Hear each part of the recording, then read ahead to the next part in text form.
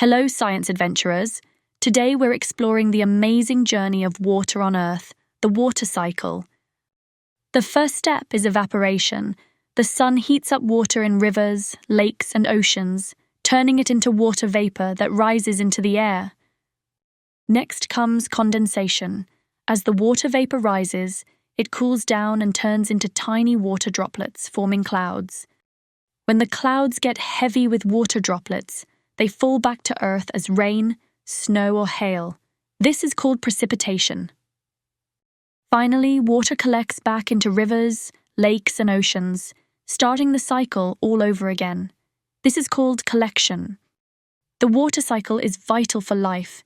It provides fresh water for plants, animals, and humans, while keeping the Earth's ecosystems healthy.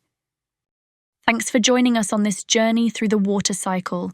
Remember, water keeps moving to keep life alive. See you next time, science explorers.